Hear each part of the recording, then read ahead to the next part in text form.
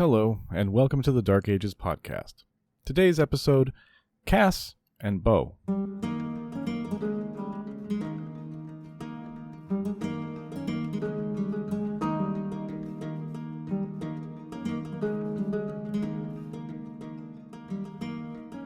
When I sat down to write this episode, I had intended it to be about Theodoric's foreign relations, and how he inserted himself into the role of arbiter and primus inter pares among the post-Roman successor kingdoms.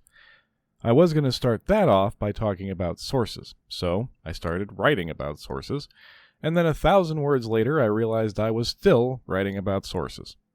Or more accurately, one of the authors of those sources. After a moment of panic that I was not following the assignment and I would have to start all over again, I remembered I gave myself the assignment and I could change it if I wanted. So, we'll talk about foreign relations next time. This time, we'll talk about two of the bright stars of Theodoric the Great's court, Cassiodorus and Boethius. Both were of noble Roman birth, both rose to prominence at an impressively young age, and both produced writings that would be influential for a long, long time into the future. Cassiodorus for a number of historical and theological writings, including his History of the Goths. Boethius for the Consolation of Philosophy, which bridges the gap between the classical and medieval worldviews. Their biographies give us a window into the workings of the upper reaches of Theodoric's court, as well as a welcome whiff of personality. So with your permission, or indeed without it, I shall begin. And I shall begin with Cassiodorus, known as Cassi to his friends at the bar, and Flavius Magnus Aurelius Cassiodorus Senator to people about to ask him for money. Last time when I introduced Theodoric's Ostrogothic kingdom of Italy, I painted a relatively rosy picture. After the hideous bloodletting that removed Odoacer's supporters and ended the war, Italy enjoyed a much-needed period of peace and stability that it hadn't seen in nearly a century. If that was your impression, I am pleased to say that it's pretty much true. Internally, Theodoric's Italy functioned with a minimum of riot, rebellion, or general disorder. Much of the credit for that has to be given to the people Theodoric chose to run the place for him. Theodoric's vision was of a double kingdom, with a Roman population working the land, paying the taxes, and administering the country, and a Gothic population alongside, fighting the wars and protecting the people. In this society, the Roman upper and middle classes found a natural home, which was comfortable and familiar. No matter what they may have thought about the Gothic overlord, they could fulfill their God-given place in society by serving the state and ensuring its functions and mores remained Roman. We've already talked about Liberius, who had ably administered the Gothic settlement, and he continued to serve as Praetorian prefect for 7 years. Cassiodorus was born into a family of similar rank to Liberius, sometime between 485 and 490, at Squillace, which is a town way down in the toe of Italy. His family was old and his family was rich, and had remained so through all the chaos we've been through together. Cassiodorus's father, also named Cassiodorus, had held office under Odoacer, and around the year 500 was tapped by Theodoric to take the newly opened post as Praetorian prefect. Nepotism gets a bad rap these days, but that's a pretty modern attitude. In ancient and medieval times, it was just the way things worked. As soon as his son was old enough, the elder Cassiodorus appointed him as a consilianus. Think of that job as the kind of ancient paralegal, an assistant to help his father untangle thorny legal questions brought before the prefect. It was a good and pretty traditional start for a young man who couldn't have been more than 20 years old at the time. He would have been on track for a career in public service, and a pretty distinguished one at that, probably. But a stroke of luck put him on the high-speed rail to the very top. An opportunity arose for the younger Cassiodorus to deliver a speech in praise of Theodoric before an assembly of notable citizens. These panegyrics, many of which survive, are an important source for historians. In some cases, they're the only record of military accomplishments or public works. And in 507, Cassiodorus's speech so impressed the king that he was immediately appointed as quaestor, one of the top dozen or so officials in the kingdom. If Concilianus was a paralegal, then Caister is a press secretary, combined with chancery duties. Cassiodorus was responsible for writing and delivering speeches on behalf of Theodoric to the Senate, handling correspondence, and clothing new laws in the expected Latin forms and flourishes. Cassiodorus had a particular flair for flourishes, and it sometimes led to a certain long-winded smugness that can get pretty tiresome if you let it. But it was what was expected from the high-born Roman at the time. These communication services were especially valuable to Theodoric because, as far as we can tell, Theodoric didn't speak to the Senate directly. One source, called the anonymous Valesianus, claims that he was completely illiterate and used a stencil for his signature. Personally, I cannot believe that a man educated for 10 years in the noble houses of Constantinople wouldn't be able to read and write in Greek. Theodoric would have had to have been at least bilingual, Gothic and Greek. My suspicion is that he could speak Latin too, but since he would have come to it relatively late in life, he never was comfortable enough to use it to address the Senate, and probably didn't write it very well either. From there, some anti-barbarian bias kicks in the sources to expand that out to totally illiterate. I don't buy the stencil thing at all either, by the way. How hard would it have been to learn a few Latin letters? Anyway, all of that is beside the point. As quaestor, Cassiodorus became King Theodoric's official mouthpiece. Obviously, that work brought him into contact with the very highest court circles, both Gothic and Roman. It also kept him very busy. He certainly would have had a cadre of secretaries and scribes to assist him and probably dictated quite a bit, but still, his was a wide and potentially overwhelming remit. He served as quaestor until 511 and then took a break for a stint in private life. In 514, though, he was brought back into government with the great honor of the consulship, after which he was granted the highest possible civilian rank of patrician and appointed magister officiorum, master of offices, one of the 2 or 3 highest civilian posts. And somewhere in there he found time to turn 30. Along with his official duties, he produced a history of the Romans, followed by the history of the Goths that I keep going on about. That's the one that Jordanes summarized and preserved for us, though in much abridged and mangled form. The Gothic history was probably composed by commission from Theodoric, for political reasons that I'll talk about more in the next episode. One quick digression about it, though. People who know their Latin prose can be quite snippy about late antiquity and the early Middle Ages. I'm in no position to judge. My Latin runs out at Romanis eunt domus, but I can confirm that in translation, Cassiodorus can be incredibly overinflated and cumbersome, and apparently Jordanes is worse.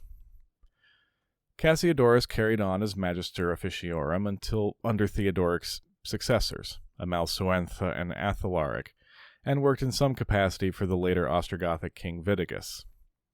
I'm sorry for the plot spoiler, but eventually the Ostrogothic kingdom would fall to the Byzantines, and then Cassiodorus's public employment came to an end. He spent some years in Constantinople and then retired back to his hometown, where he founded a monastery and began an earnest contemplation of the Lord and an equally earnest advocacy for education. He also wrote several treatises on the Psalms and the letters of the Apostles, which found their way in fragmentary form into other works. He died in or around 583, at an impressive age, between 90 and 94. For us, the most important of his works, and the one which has survived most completely, is the collection of diplomatic and administrative letters from his long career. Known as the Variae, which just refers to various letters, he compiled it at the very end of his tenure, as it was becoming obvious that the wheels had come off of the Ostrogothic kingdom, and that the conquest was inevitable.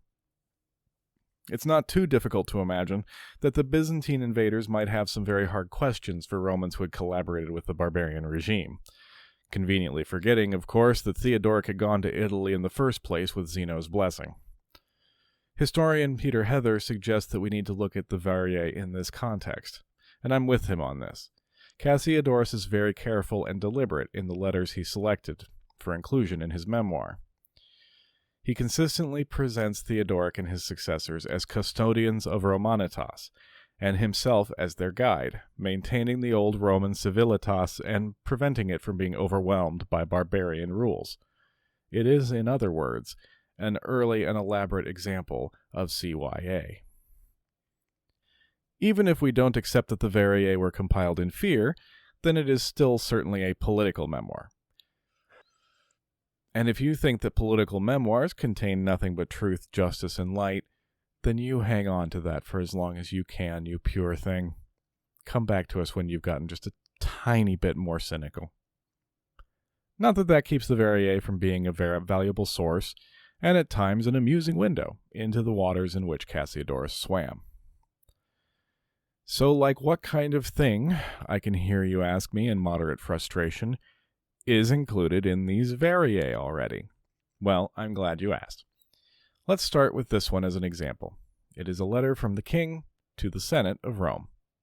Quote, "Do not, senators, be too severe in marking every idle word which the mob may utter amidst the general rejoicing. If there is any insult which requires notice, bring it before the prefect of the city. Far better course than taking the law into your own hands." End quote. Apparently the city elite were taking exception to some of the heckling they were experiencing at the races. This letter in particular is weakened a bit by Cassiodorus adding some of those unnecessary intellectual flourishes, which he got more guilty of the closer his audience was to his rank. In this case it was, men in old times always used to fight with their fists, whence the word pugna, which by the way is Latin for fight, and comes from pugnus, fist. Afterwards iron was introduced by King Belus, and hence came bellum, Latin for war, none of which is terribly pertinent or helpful, and also in the case of war, wrong. Anyway, another letter at the same time was addressed to the Roman people. Quote, "The circus, on which the king spends so much money, is meant for the public delight, not to stir up wrath. Instead of uttering howls and insults like other nations, let them tune their voice so that their applause shall sound like some vast organ, and even the most brutish of creation delights to hear it. Anyone uttering outrageous reproaches against any senator will be dealt with by the prefect of the city." End quote. And finally, to complete the set, the letter that was sent to the prefect of the city, named Agapetus. Quote, "The ruler of the city ought to keep the peace, and so justify my choice of him." Ooh, snap. "Your highest praise would be a quiet people. We have issued our oracles to the Senate and to the people, that the custom of insulting persons in the circus be put under some restraint. On the other hand, any senator who shall be provoked to kill a freeborn person shall pay a fine. The games are meant to make people happy, not stir them up to deadly rage. Hiladius," a pantomime performer, a clown, basically, "is to go forth and afford the people pleasure, and he is to receive his monthly allowance with the other actors of the green faction." End quote. It gives some color, doesn't it? No pun intended. The rebuke of the senators for being grumpy old farts. The reminder to the crowd that the circus is a privilege and not a right, and could we all use our indoor voices, please? And the reminder to Agapetus that he needs to keep his people in check, with that mild threat to his job at the beginning. But Cassiodorus has a larger point in including these three letters. He is trying to demonstrate Theodoric's, and his own, commitment to public order, the highest function of government in Roman worldview, while also maintaining fairness.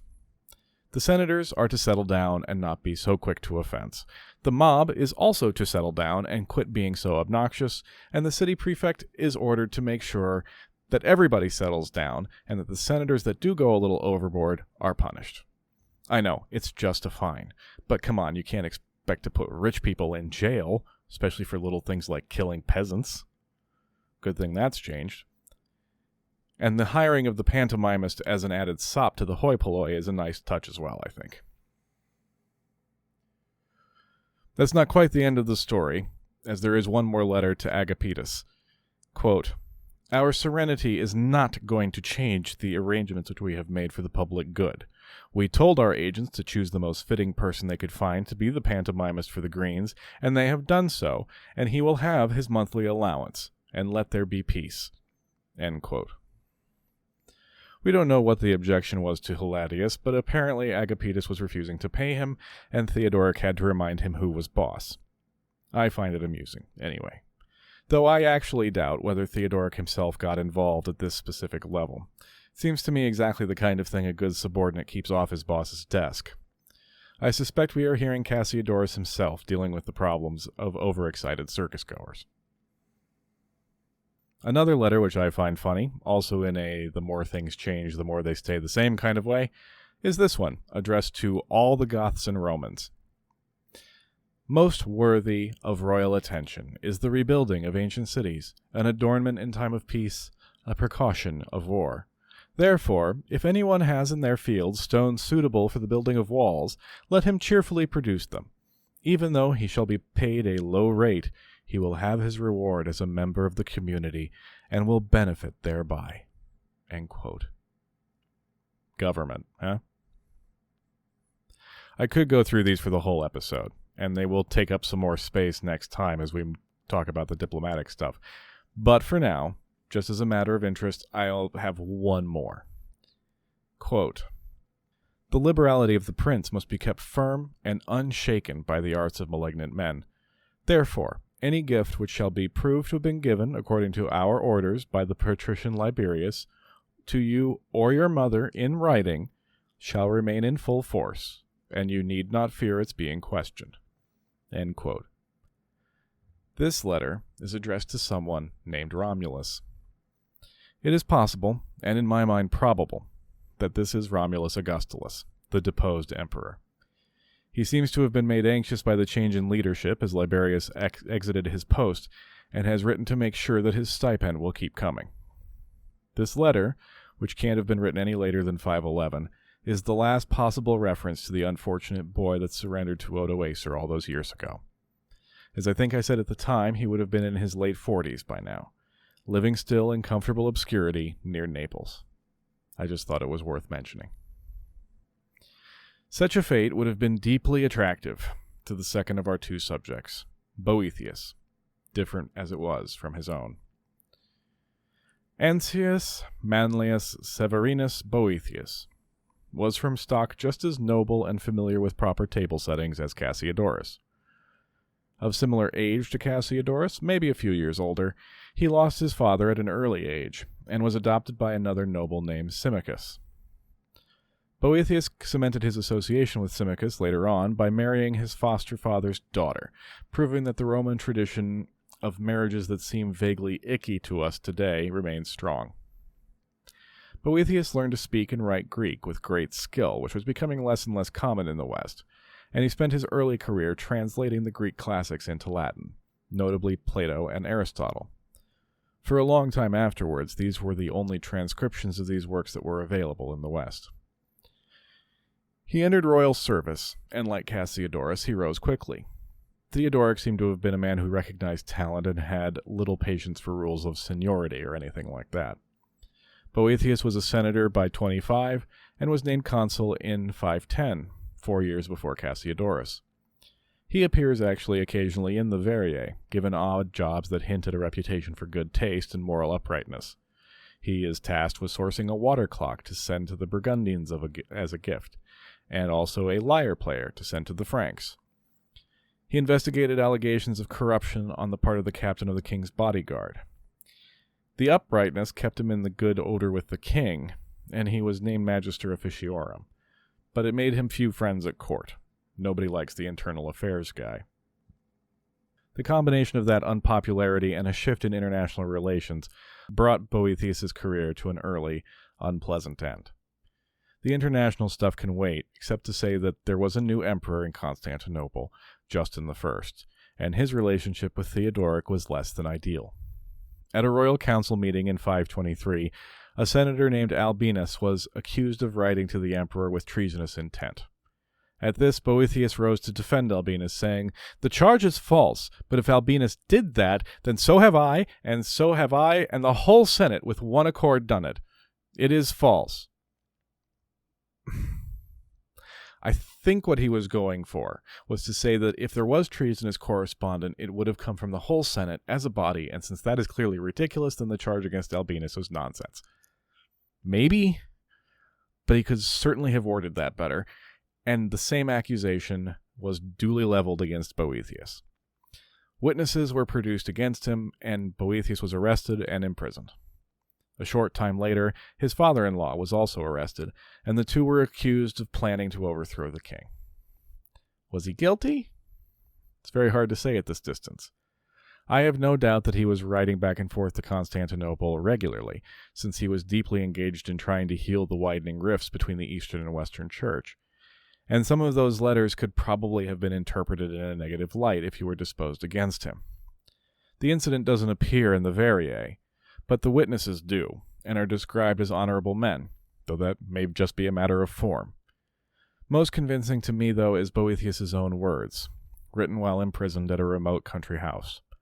It's not so much what he says, as the sense of hurt and injustice in the way he says it that convinces me that he didn't knowingly seek to do his king any harm. Maybe that's naive of me, and if it is, I can live with that. It didn't matter, though. After a few months in prison, Boethius was tortured and executed. Several versions of the execution are out there: hanging, beheading, or being beaten to death. He was around 44 years old, and it was a sad end to a promising man. But before he died, he produced his most famous work, On the Consolation of Philosophy, a dialogue between himself languishing in prison and the personification of philosophy, a woman of exceedingly venerable countenance. He complains about his situation, how unfair it is to be treated so, and how depressed he is, all of which is really fair enough. She comforts him, and their dialogue focuses heavily on the role of fortune in the life of mankind, as well as wrestling with the old question, how can evil exist if God is all-knowing and all-powerful? It's worth the read, honestly. Or a listen. There's a free version on LibriVox. It's relatively short for an audiobook. You can get through it in an afternoon. I recommend it. Several of the Consolation's themes would become important in medieval thought, and it was widely read and translated, including by Alfred the Great. Most interestingly, it makes no explicit reference to Christianity, though it does address the Creator. It's not explicitly pagan either. Boethius's philosophy is compatible with both Christian ethics and theology and their Neoplatonic counterparts. It prioritizes personal virtue and integrity as the greatest good, as it cannot be taken away. This blending of the classical tradition with the Christian would be the central pillar supporting medieval Christianity until the Renaissance. Now, I did subject you all to plenty of quotes from the Variae, and what kind of podcaster would I be if I didn't do the same with the Consolation? So here we go then. 3 quotes on the nature of fortune. 1. You believe fortune to have changed towards you, but you are wrong. This was always her way, always her nature. Rather, in her very mutability, she has preserved her true constancy. Such was she when she loaded you with caresses, when she deluded you with the allurements of a false happiness.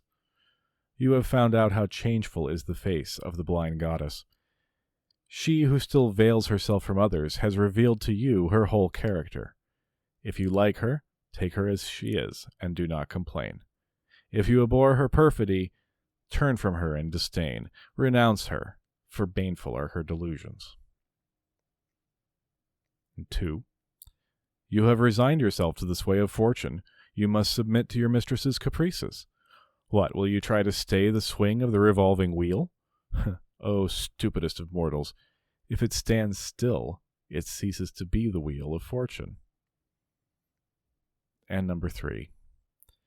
For truly I believe that ill fortune is of more use to men than good fortune. For good fortune, when she wears the guise of happiness, is always lying. Ill fortune is always truthful, since in changing she shows her inconstancy. The one deceives, the other teaches. The one enchains the minds of those who enjoy her favor by the semblance of delusive good. The other delivers them by the knowledge of the frail nature of happiness. End quote. These are all from Book 2 of the 6 that are in the work. There's more, much more, and I'll be honest, that last book about the nature of free will is where he lost me. But this theme of the Rota Fortuna, Fortune's Wheel, will be pretty much ubiquitous in European culture going forward, and probably in our podcast going forward as well. Both Cassiodorus and Boethius can be seen as the last of something. They were products of a thorough classical education, and of the worldview of the Roman aristocrat. Literate, civic-minded, arrogant in a very specific way, which is qualitatively distinct from the arrogance of the later martial nobility. The attitude had survived transitions from republic to empire, survived the crises of the 3rd century, survived and incorporated the conversion to Christianity. Older writers like to emphasize this. In the late 19th century, the historian Thomas Hodgkin described Cassiodorus as standing on the border between the Roman and the Teutonic worlds. Modern historians aren't as comfortable with hard lines like that, of course, but it's not hard to see Hodgkin's point. The world of the West was changing. It took 75 years after the supposed end of the Roman Empire for its death to become truly irreversible, but eventually it did. Cassiodorus lived to see it. Boethius was in a way a victim of it. The Roman way would remain as a guide and aspiration to the kingdoms that came after, but the world that could produce Cass and Bo was coming to a close. Thanks to everyone for listening. Thank you especially to Mark and Simon for donating through Ko-fi.com, my digital tip jar. If you would also like to support the show, you can do so at ko-fi.com/darkagespod. Find the link in the notes for today's episode. Thank you also to Neven, I hope I'm pronouncing that right, who left a comment on Podbean about binging the show, which makes me very, very happy. One last thing. Having previously quit Twitter, I have a new Twitter. Yeah, I know. But this one is mine, not the show's. I'm at Herbert_Bushman. I will talk about the show, of course, but also about other stuff. So, join if you want. If not, not. Also, hi everyone. My name's Herbert. Okay, I think that's everything. Come on back next time for Theodoric's Foreign Policy, in which I get to bring to the fore some new characters for our drama. Until then, take care.